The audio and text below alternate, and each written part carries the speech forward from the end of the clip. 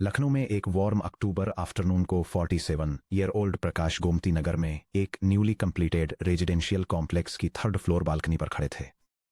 एक senior civil engineer के रूप में पर मंथ 1,10,000 रुपीज अर्न करने वाले प्रकाश ने गोमती रिवर पर बने हाईवे ब्रिजेज से लेकर मल्टी स्टोरी कमर्शियल टावर्स तक पूरे उत्तर प्रदेश में स्ट्रक्चरल डिजाइन्स को ओवरसी करते हुए 24 ईयर्स से ज्यादा टाइम स्पेंड किया था।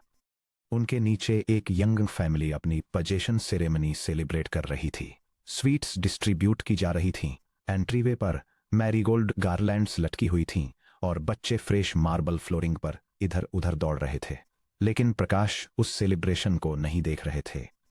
उनकी आंखें ईस्टर्न स्टेयरकेस से लगे लोड बियरिंग पिलर के पास एक हल्की हेयरलाइन फ्रैक्चर पर टिकी हुई थीं। एक अनट्रेनड आई के लिए ये एक्सटीरियर प्लास्टर में एक सुपरफिशियल क्रैक से ज्यादा कुछ नहीं लग रहा था। एक माइनर कॉस्मेटिक डिफेक्ट जिसे पेंट के एक कोट से आसानी से कवर किया जा सकता था। लेकिन प्रकाश का माइंड तुरंत स्ट्रक्चरल फिजिक्स की एक सीक्वेंस में चलने लगा। वे बिल्डिंग के डिजाइन स्पेसिफिकेशंस को मिलीमीटर तक जानते थे। पिलर को स्ट्रक्चर के टोटल वेट, फर्नीचर और इंसानों की मैक्सिमम ऑक्यूपेंसी से कहीं ज्यादा लोड सहने के लिए इंजीनियर किया गया था। जब हम एक स्ट्रक्चरल पिलर डिजाइन करते हैं, प्रकाश अक्सर अपने जूनियर इंजीनियर्स से कहते थे, हम कभी भी बिल्डिंग के एग्जैक्ट वेट को कैलकुलेट करके सिर्फ उतने के लिए ही कंस्ट्रक्शन नहीं करते। अगर maximum expected load 500 metric tons है तो हम 500 टन्स के लिए पिलर डिजाइन नहीं करते। हम इसे 1000 या 1200 टन्स के लिए डिजाइन करते हैं। क्यों? क्योंकि मानसून रेनफॉल फाउंडेशन के नीचे की सॉइल को सेचुरेट कर देती है। क्योंकि local cement quality batch to batch vary करती है। क्योंकि अनअनाउंस्ड कंस्ट्रक्शन सालों बाद रूफ पर एक्स्ट्रा वेट ऐड कर सकता है। और क्योंकि India active tectonic fault lines पर बसा है, जहां बिना किसी वार्निंग के अनएक्सपेक्टेड सिस्मिक शॉक आ सकता है। सिविल इंजीनियरिंग में आप एक स्ट्रक्चर से जितना बियर करने की उम्मीद करते हैं और वह एक्चुअली कितना सर्वाइव कर सकता है, इसके बीच के इस डेलिब्रेट कुशन को फैक्टर ऑफ सेफ्टी कहा जाता है। जब कोई इंजीनियर ब्रिज बनाता है तो वह परफेक्ट वेदर, बिना किसी कमी वाले कंस्ट्रक्शन मटेरियल्स और शांत ट्रैफिक पैटर्न्स को मानकर नहीं चलता। वह तूफान, ओवरलोडेड ट्रक और स्ट्रक्चरल अनोमली का सामना करने के लिए ब्रिज बनाता है।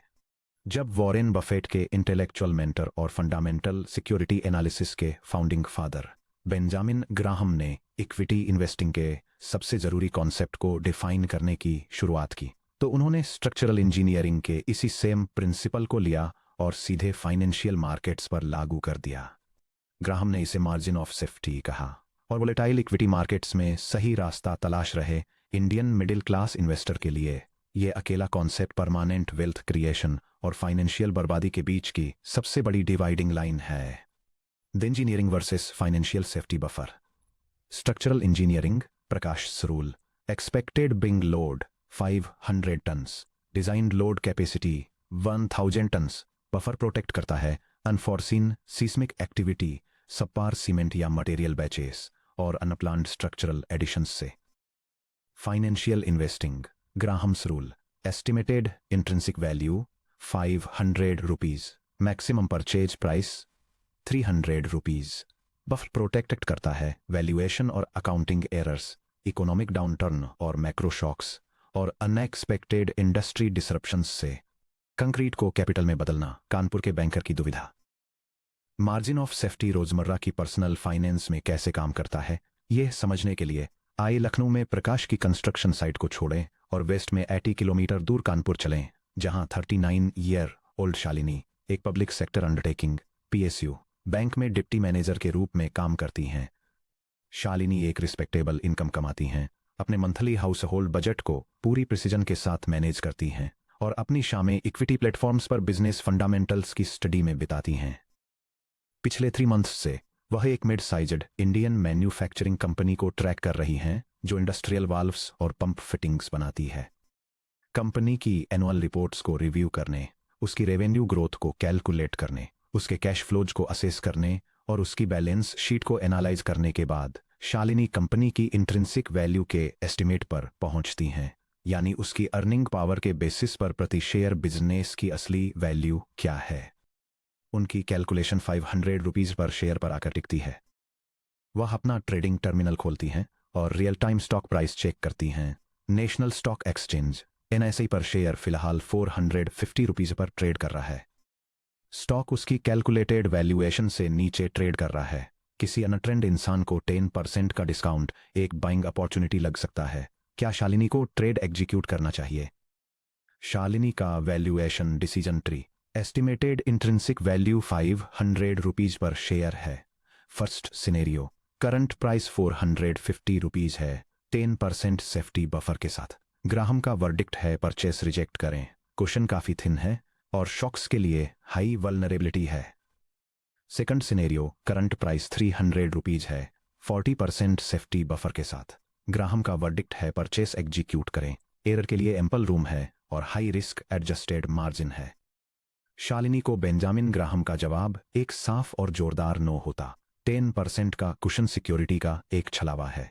ये ह्यूमन एरर, बैड लक या इंडिया जैसी डायनामिक डेवलपिंग इकोनॉमी को कैरेक्टराइज करने वाले इनएविटेबल डिसरप्शंस के लिए वर्चुअली जीरो मार्जिन छोड़ता है। सोचिए, अगर शालिनी का इनिशियल फाइनेंशियल एनालिसिस थोड़ा ओवर ऑप्टिमिस्टिक था तो क्या होगा? क्या हो अगर अगले क्वार्टर में इंडस्ट्रियल स्टील जैसे रॉ मटेरियल की कॉस्ट 12% बढ़ जाए और कंपनी के ऑपरेशनल प्रॉफिट मार्जिन्स कम हो जाएं? क्या हो अगर कोई की कमर्शियल क्लाइंट 6 मंथ्स के लिए पेमेंट डिले कर दे जिससे शॉर्ट टर्म लिक्विडिटी क्रंच आ जाए? क्या हो अगर सेंट्रल बैंक इंटरेस्ट रेट्स बढ़ा दे जिससे कंपनी की बोरोइंग कॉस्ट्स बढ़ जाएं? या फिर क्या हो अगर शालिनी ने सिंपली बिजनेस की फ्यूचर ग्रोथ रेट को ही गलत कैलकुलेट कर लिया हो? अगर इनमें से कोई भी ऑर्डिनरी इवेंट होता है तो बिजनेस की ट्रू वैल्यू 500 रुपीज से गिरकर 420 रुपीज पर आ जाती है। अचानक शालिनी, जिसने 450 रुपीज पर खरीदा था, एक ओवरवैल्यूड एसेट होल्ड कर रही है और कैपिटल लॉस फेस कर रही है। उसने इस डेंजरस असम्पशन के तहत काम करते हुए एक डायनामिक बिजनेस के लिए फुल प्राइस पे किया कि उसकी अपनी फॉरकास्ट 100% एक्यूरेट थी।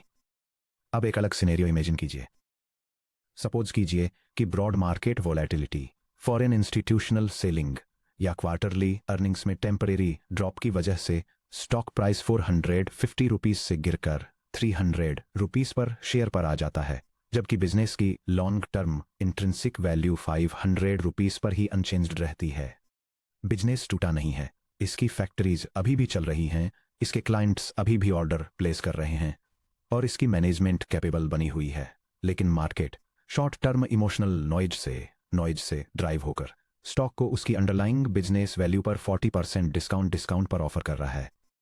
जब शालिनी 300 रुपीज पर बाय करती है, अगर उसकी एनालिसिस बिल्कुल एक्यूरेट है तो वह एक एक्स्ट्राऑर्डिनरी 66% अपसाइड कैप्चर करती है, क्योंकि प्राइस इवेंचुअली अपनी 500 रुपीज की इंट्रिंसिक वैल्यू तक पहुंच जाती है। अगर उसकी एनालिसिस थोड़ी गलत भी हो जाती है, भले ही कंपनी की ट्रू वैल्यू 500 रुपीज के बजाय सिर्फ 400 रुपीज ही निकले, फिर भी वह 33% प्रॉफिट अर्न करती है, क्योंकि उसकी एंट्री प्राइस 40% के सेफ्टी बफर से प्रोटेक्टेड थी। यही मार्जिन ऑफ सेफ्टी का एसेंस है। यह मैथमेटिकल परफेक्शन के साथ फ्यूचर प्रेडिक्ट करने के बारे में नहीं है, ये एक ऐसा स्ट्रक्चरल सिस्टम बिल्ड करने के बारे में है जहां आपको जीतने के लिए फ्यूचर का परफेक्ट होना जरूरी नहीं है। Section break, the philosophy of pessimistic optimism. Chapter 3 के मार्केट साइकोलॉजी फ्रेमवर्क में हमने एक्सप्लोर किया था कि इंसानी इमोशंस हमारे फाइनेंशियल डिसीजंस को कैसे बिगाड़ देते हैं। मॉर्गन हाउसेल ने फेमसली ऑब्जर्व किया था कि मनी डिसीजंस शायद ही कभी स्प्रेडशीट से ड्राइव होते हैं, वे ईगो, फियर, एनवी और गलत सर्टेनिटी से ड्राइव होते हैं। इंसानी दिमाग नेचुरली वैलिडेशन चाहता है। जब कोई इन्वेस्टर किसी एक्साइटिंग स्टोरी से इंप्रेस हो जाता है, चाहे वह कोई हाई फ्लाइंग टेक प्लेटफॉर्म हो, ग्रीन एनर्जी वेंचर हो या कोई डिजिटल चेन हो, तो उनका ब्रेन सबकॉन्शियसली ऐसे रीजन्स ढूंढता है कि बिजनेस क्यों सक्सीड होगा। वे ऐसे एलाबोरेट सिनेरियो बनाते हैं जहां रेवेन्यू डबल हो जाते हैं, मार्जिन एक्सपेंड होते हैं और मार्केट शेयर रॉकेट की तरह बढ़ता है। बेंजामिन ग्राहम की ब्रिलियंस इस बात को पहचानने में थी कि इंसान फ्यूचर प्रेडिक्ट करने में बहुत खराब होते हैं, लेकिन अपनी एक्यूरेसी को ओवर एस्टिमेट करने में एक्सीलेंट होते हैं। कैपिटल प्रोटेक्शन का ड्यूल माइंडसेट। मैक्रो ऑप्टिमिज्म यानी द बिल्डर्स व्यू। इंडिया की मिडिल क्लास एक्सपैंड हो रही है, इंडस्ट्रियल एक्टिविटी तेजी से बढ़ रही है और long term economic growth intact है। स्ट्रेटेजी, ब्रॉड इंडेक्स स्कोर के जरिए लॉन्ग टर्म के लिए इन्वेस्टेड रहें। माइक्रो पेसिमिज्म यानी द ऑडिटर्स व्यू। इस स्पेसिफिक कंपनी को supply chain shocks, management errors या वैल्यूएशन कंप्रेशन झेलना पड़ सकता है। स्ट्रेटेजी: किसी भी सैटेलाइट एसेट को खरीदने से पहले स्टीप डिस्काउंट की डिमांड करें। इंसानी साइकोलॉजिकल वीकनेस का ग्राहम का जवाब एक फिलॉसफी है जिसे हम पेसिमिस्टिक ऑप्टिमिज्म कहते हैं। मैक्रो ऑप्टिमिज्म: आप इंडियन इकोनॉमी की long term compounding trajectory, consumer purchasing power के बढ़ने और इस हिस्टोरिकल रियलिटी पर गहराई से भरोसा करते हैं कि डायनामिक बिजनेसेस डेकेड्स में इमेंस वेल्थ जनरेट करते हैं। माइक्रो पेसिमिज्म: किसी भी इंडिविजुअल स्टॉक या एसेट को इवैल्यूएट करते समय आप एक हार्डन फाइनेंशियल ऑडिटर की तरह एक्ट करते हैं। आप मानकर चलते हैं कि मैनेजमेंट की गाइडेंस ओवर एम्बिशियस हो सकती है, क्वार्टरली एस्टिमेट्स मिस हो जाएंगे, रेगुलेटरी एनवायरनमेंट्स शिफ्ट होंगे और इकोनॉमिक रिसेशंस रेगुलर फ्रीक्वेंसी के साथ आएंगे। आप रियल वर्ल्ड से परफेक्शन की डिमांड नहीं करते, इसके बजाय आप मार्केट से एक प्राइस डिस्काउंट की डिमांड करते हैं जो रियल वर्ल्ड के परफेक्शन डिलीवर करने में फेल होने पर आपको प्रोटेक्ट करता है। Section break: a tale of two Indian investors, zero buffer versus structural fortress. ये देखने के लिए कि मार्जिन ऑफ सेफ्टी की मौजूदगी या गैर मौजूदगी कैसे इंसानी तकदीर को बदल देती है, रिसेंट इंडियन मार्केट हिस्ट्री के two real world case studies पर विचार करें। Margin of safety two real world paths. Vikrant, section 7.6, asset, high flying EV startup IPO, purchase condition, record high P, zero net earnings, massive hype, safety margin 0%, market downturn result, stock crash हुआ 65%, thesis shatter हो गई, permanent loss, bottom पर panic में sell कर दिया। Kamla teacher, section 7.2, asset, Bajaj finance, purchase condition, book value के relative modest, sensible valuation, safety margin enormous 45% plus, market downturn result, macro panic के दौरान स्टॉक क्रैश हुआ 70%, फाइनेंशियल कुशन ने लॉस अब्सॉर्ब कर लिया, फुल रिकवरी तक मजबूती से होल्ड करके रखा। केस स्टडी ए विक्रांत का zero buffer disaster, the IPO trap. Section 7.6 में हम 34 year old IT project lead Vikrant से मिले जो बेंगलुरु में पर मंथ 1,80,000 रुपीस अर्न कर रहा था। Fear of missing out, FOMO से ड्रिवन होकर और ग्लैमरस एडवर्टाइजमेंट्स से बॉम्बार्ड होकर विक्रांत ने अपनी लिक्विड सेविंग्स का लगभग आधा यानी 6 लाख रुपीस एक electric vehicle EV scooter startup के high profile initial public offering IPO में एलोकेट कर दिया। Company zero net profit generate कर रही थी, कस्टमर्स एक्वायर करने के लिए ये हैरान करने वाली रेट पर कैश बर्न कर रही थी, फिर भी ये अपने एनुअल रेवेन्यू के 85 टाइम्स के चौंकाने वाले वैल्यूएशन पर स्टॉक एक्सचेंजेस पर लिस्ट हुई। विक्रांत ने एक high risk unproven business model के लिए एब्सोल्यूट पीक प्राइसिंग पे की। उनका मार्जिन ऑफ सेफ्टी 0 था। 18 मंथ्स बाद जब इंटरेस्ट रेट्स बढ़े, ग्लोबल वेंचर फंडिंग ठंडी पड़ी और स्टार्टअप के 2 इलेक्ट्रिक स्कूटर्स की बैटरी में आग लग गई, जिससे रेगुलेटरी इन्वेस्टिगेशंस शुरू हुई, तो स्टॉक प्राइस 65% तक प्लंज हो गया। क्योंकि विक्रांत ने जीरो वैल्यूएशन कुशन के साथ हाइप साइकिल के बिल्कुल टॉप पर बाइंग की थी, इसलिए उनकी पोजीशन पूरी तरह बर्बाद हो चुकी थी। डेली पोर्टफोलियो लॉसेस से पैनिक्ड होकर उन्होंने हार मान ली और बॉटम के पास अपने शेयर्स बेच दिए, जिससे उन्हें लगभग 4 लाख रुपीस का परमानेंट कैपिटल लॉस हो गया।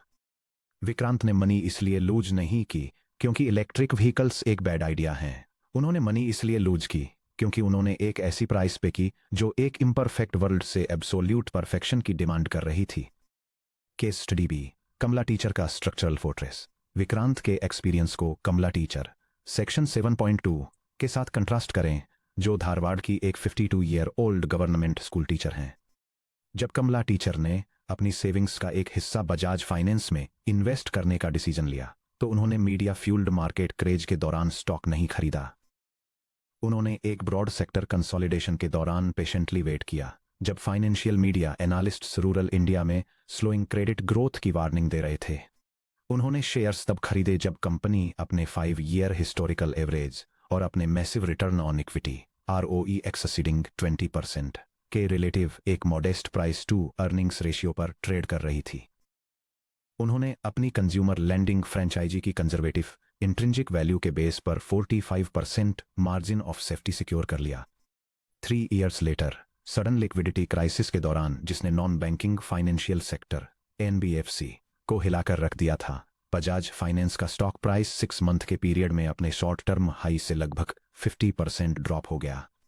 क्या कमला टीचर ने पैनिक करके सेल कर दिया? नहीं, क्योंकि उनकी इनिशियल परचेज प्राइस एक मैसिव सेफ्टी बफर से एंकर्ड थी, इसलिए मार्केट क्रैश के बावजूद उनकी ओवरऑल पोजीशन अभी भी प्रॉफिट में थी। वह जानती थीं कि कंपनी का कैपिटल एडेक्वेसी रेशियो रोबस्ट था, उसके bad loans NPA well provision थे और उसका underlying business engine structurally sound था। वैल्यूएशन बफर ने उन्हें फाइनेंशियल रिटर्न्स से कहीं ज्यादा वैल्यूएबल चीज दी, इसने उन्हें साइकोलॉजिकल शांति दी। उन्होंने अपनी पोजीशन बनाए रखी, अपने डिविडेंड्स को रीइन्वेस्ट किया और आने वाले 3 ईयर्स में स्टॉक को रिकवर होकर नए ऑल टाइम हाई पर पहुंचते देखा। The psychological cascade, margin of safety ना होना और पीक प्राइसेस पे करना। एक माइनर मार्केट ड्रॉप से पोर्टफोलियो रेड हो जाता है, जिससे पैनिक, एंजाइटी और सेलिंग होती है और इसका रिजल्ट परमानेंट कैपिटल लॉस होता है। इनॉर्मस मार्जिन ऑफ सेफ्टी और डीप डिस्काउंट पर बाय करना। एक माइनर मार्केट ड्रॉप में भी पोर्टफोलियो ग्रीन या न्यूट्रल रहता है, जिससे रैशनल ऑब्जर्वेशन और पेशेंस बना रहता है और इसका result long term wealth compounding होता है। Section break, the middle class asymmetry, why safety is non negotiable. Institutional wealth managers या मल्टी मिलियनियर्स के लिए किसी स्पेकुलेटिव इक्विटी पोजीशन का 30% लूज करना बस एक इनकन्वीनियंस है। यह क्वार्टरली लेजर पर एक अनप्लेजेंट लाइन आइटम है, जिसे दूसरे अल्टरनेटिव एसेट क्लासेज में हुए गेन्स से ऑफसेट किया जा सकता है। हालांकि इंडियन मिडिल क्लास के लिए फाइनेंशियल लॉसेस बिल्कुल अलग स्केल के कॉन्सिक्वेंसेस पर काम करते हैं। मिडिल क्लास की फाइनेंशियल असिमेट्री, इंस्टीट्यूशनल कैपिटल का loss balance sheet reserves absorb कर लेते हैं। यह ग्लोबल एसेट्स में डाइवर्सिफाइड होता है और रिकवरी के लिए डिकेड्स तक वेट कर सकता है। लॉस का मतलब बस एक अनप्लीजेंट रिपोर्टिंग मीट्रिक है। मिडिल क्लास हाउसहोल्ड कैपिटल का लॉस रियल लाइफ गोल्स को खतरे में डालता है। यह फैमिली स्टेबिलिटी को डायरेक्टली इंपैक्ट करता है। टाइम बाउंड लिक्विडिटी रिक्वायरमेंट्स जैसे एजुकेशन फीस, हेल्थ केयर और मैरिज। लॉस का मतलब एक बर्बाद लाइफ प्लान है। जब कोई इंडियन हाउस होल्ड किसी स्पेकुलेटिव मार्केट क्रैश में 5 लाख रुपीज लूज करता है, तो वह डिजिटल स्क्रीन पर कोई एब्स्ट्रैक्ट फिगर नहीं होता। वह कैपिटल रिप्रेजेंट करता है एक बेटी की इंजीनियरिंग डिग्री के लिए 3 ईयर्स की कॉलेज ट्यूशन फीस, बुजुर्ग पेरेंट की हार्ट सर्जरी के लिए जरूरी इमरजेंसी मेडिकल रिजर्व और किसी फैमिली के पहले घर के लिए नॉन नेगोशिएबल डाउन पेमेंट। ये रियलिटी वही क्रिएट करती है जिसे इकोनॉमिस्ट्स असिमेट्रिक रिस्क कहते हैं। मिडिल क्लास कैपिटल को खोने का downside pain quick speculative gain बनाने के अपसाइड प्लेजर से कहीं ज्यादा बड़ा होता है। अगर आप हाई रिस्क टिप्स को चेंज करके अपने सैटेलाइट पोर्टफोलियो को 5 लाख रुपीज से डबल करके 10 लाख रुपीज कर लेते हैं, तो आपकी लाइफस्टाइल बस मार्जिनली इंप्रूव होती है। लेकिन अगर वही 5 lakh rupees hyper inflated valuations पर बाय करने की वजह से कोलैप्स होकर 1,50,000 रुपीज पर आ जाते हैं, तो आपकी real life security severely compromise हो जाती है। यह टेक्स्ट फाइनेंशियल लॉसेस की मैथमेटिकल एसिमेट्री को इलस्ट्रेट करता है, ये दिखाते हुए कि जैसे जैसे इन्वेस्टमेंट लॉसेस बढ़ते हैं, ब्रेक इवन करने के लिए कैसे एक्सपोनेंशियली बड़े परसेंटेज गेन्स की जरूरत होती है। इन्वेस्टमेंट लॉसेस की मैथमेटिकल रियलिटी बहुत ब्रूटल है। अगर कोई स्टॉक 50% ड्रॉप होता है, तो जहां से आपने स्टार्ट किया था वहां वापस पहुंचने के लिए इसे 50% गेन की जरूरत नहीं होती, बल्कि ब्रेक इवन करने के लिए ही 100% रिटर्न की जरूरत होती है। अगर कोई स्पेकुलेटिव स्टॉक 80% प्लंज हो जाता है, तो आपके ओरिजिनल कैपिटल को रिस्टोर करने के लिए सिंपली 400% की स्टैगरिंग रैली की जरूरत होती है। ज्यादातर बिजनेसेस ऐसे डिक्लाइंस से कभी रिकवर नहीं करते। इसीलिए बेंजामिन ग्राहम ने इंसिस्ट किया था कि इन्वेस्टिंग का फर्स्ट रूल है लूज मत करो, सेकंड रूल है फर्स्ट रूल को कभी मत भूलो। Margin of safety extra profit निकालने की कोशिश करने वाले एग्रेसिव ट्रेडर्स के लिए कोई लग्जरी टूल नहीं है। यह एक नॉन नेगोशिएबल सर्वाइवल मैकेनिज्म है, जिसे इंडियन फैमिलीज को ड्रॉडाउन रिकवरी के कैटास्ट्रोफिक मैथ्स से प्रोटेक्ट करने के लिए डिजाइन किया गया है। फाइनेंशियल ओवर इंजीनियरिंग के 4 pillars.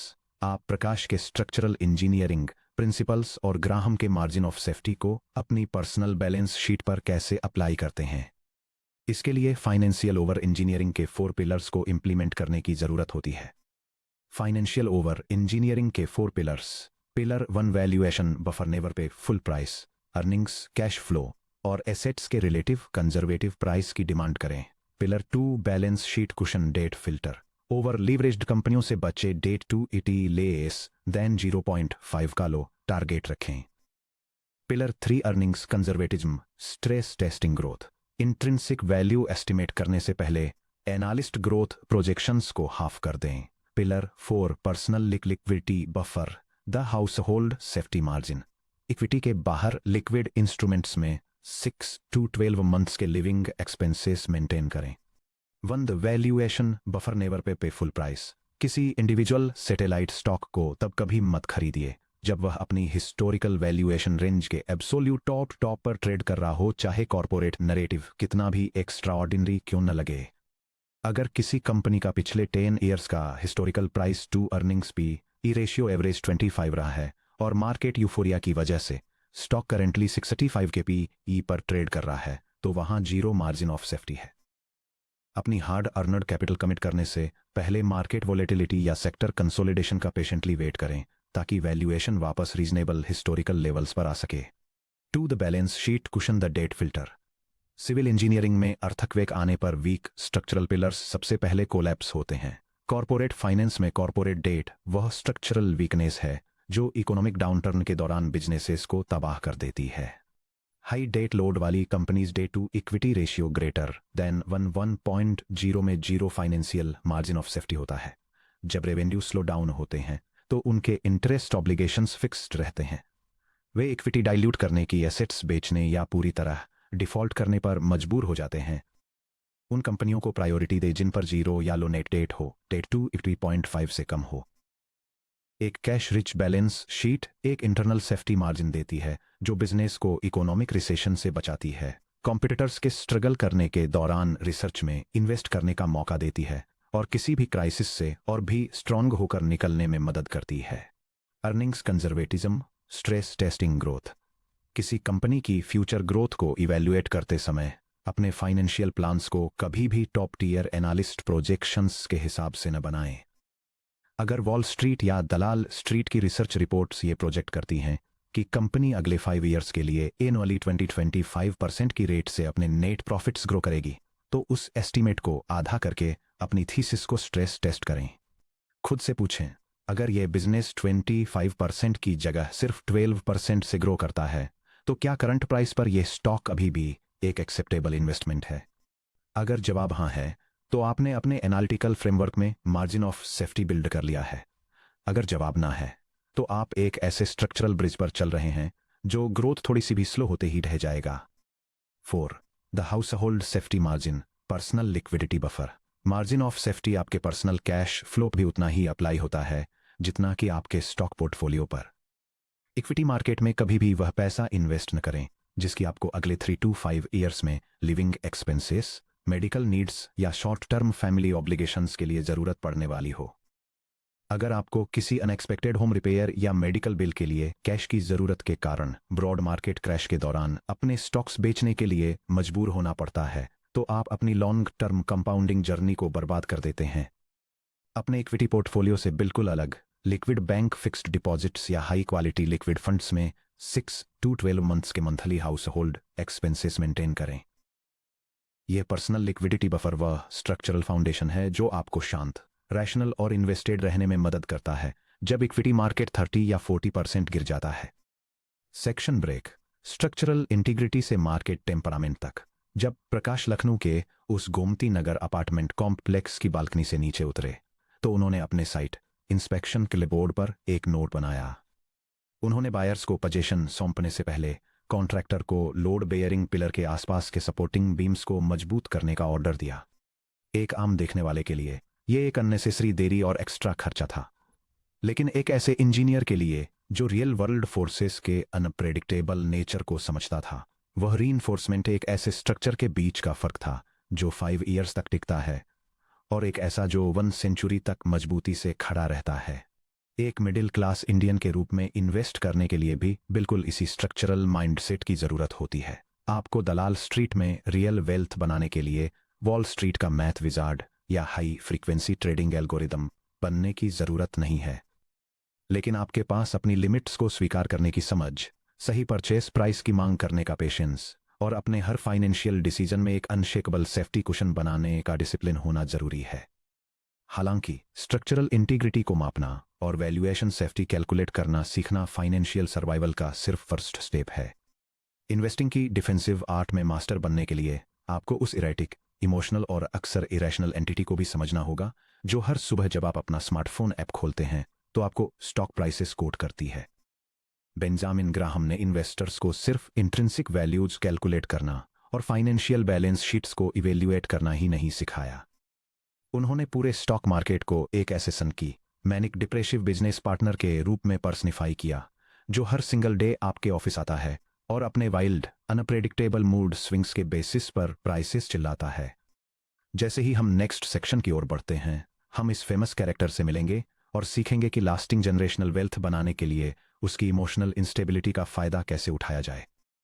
Section break. Continue reading. Next section 8.2 mister market comes to Dalal Street, understanding market mood swings.